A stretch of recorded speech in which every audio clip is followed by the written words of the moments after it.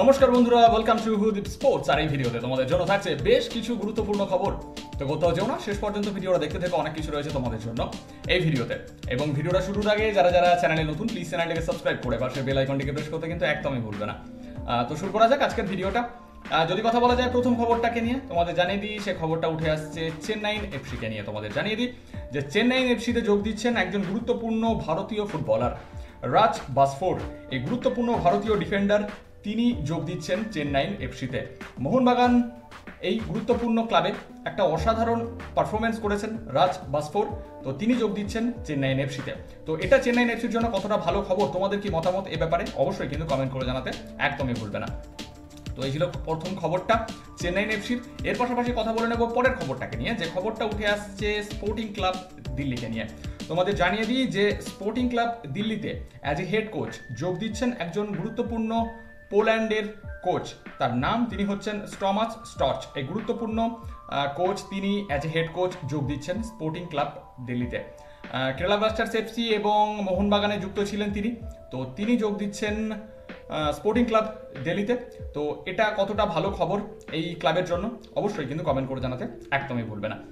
এর পাশাপাশি sporting club দিল্লির আরও একটা খবর তোমাদের জানিয়ে দিই, যে খবরটা হচ্ছে যে অগাস্টাইন লালরোচেনা, এই গুরুত্বপূর্ণ ভারতীয় মিডফিল্ডার, তিনি কিন্তু যোগ দিচ্ছেন স্পোর্টিং ক্লাব দিল্লিতে। তো তোমাদের এ ব্যাপারে কি মতামত অবশ্যই কিন্তু কমেন্ট করে জানিও। তোমাদের জানিয়ে দিই যে অগাস্টাইন লালরোচেনা এই ফুটবলারটা ভারতীয় ফুটবলার, যিনি কিন্তু আইজল এফসিতে খেলেছেন, একটা দারুণ পারফরমেন্সও করেছেন। তো তিনি কিন্তু যোগ দিচ্ছেন স্পোর্টিং ক্লাব দিল্লিতে। এর পাশাপাশি স্পোর্টিং ক্লাব দিল্লির আরও একটা খবর তোমাদের জানিয়ে দিই, যে একজন গুরুত্বপূর্ণ ভারতীয় গোলকিপার তিনি কিন্তু যোগ দিচ্ছেন স্পোর্টিং ক্লাব দিল্লিতে, যার নাম হচ্ছে বিশাল যাদব। এই গুরুত্বপূর্ণ 23 বছর বয়সী ভারতীয় ফুটবলার, ভারতীয় গোলকিপার, জামশেদপুর এফসিতে খেলেছেন তিনি, একটা দারুণ পারফরমেন্সও করেছেন তিনি। তো তিনি যোগ দিচ্ছেন এই গুরুত্বপূর্ণ ক্লাবে।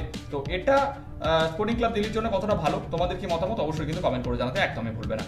এর পাশাপাশি স্পোর্টিং ক্লাব দিল্লিতে যোগ দিচ্ছেন একজন গুরুত্বপূর্ণ বিদেশি ফুটবলার, যার নাম, তিনি হচ্ছেন রাফায়েল রিবেইরো। ব্রাজিলের এই গুরুত্বপূর্ণ সেন্টার ব্যাক, 29 বছর বয়সী, তিনি কিন্তু যোগ দিচ্ছেন এই গুরুত্বপূর্ণ ক্লাবে। রাফায়েল রিবেইরো এই ফুটবলারের যদি কেরিয়ারটা দেখা যায়, তিনি কিন্তু নটিকো, ফ্লুমিনেন্সে এবং তার পাশাপাশি ভিটোরিয়া এবং চেপিকন্সের মতো টিমে খেলেছেন। তো তিনি যোগ দিচ্ছেন স্পোর্টিং ক্লাব দিল্লিতে। তো এটা স্পোর্টিং ক্লাব দিল্লির ডিফেন্সকে কতটা শক্তিশালী করবে, তোমাদের কি মতামত এ ব্যাপারে অবশ্যই কমেন্ট করে জানাতে একদমই ভুলবে না। তো এই ছিল খবরগুলো। ভিডিওটা ভালো লাগলে অবশ্যই লাইক আর শেয়ার করে দাও, এবং তার পাশাপাশি কমেন্ট করে তোমাদের মতামতগুলো অবশ্যই জানাতে একদমই ভুলবে না।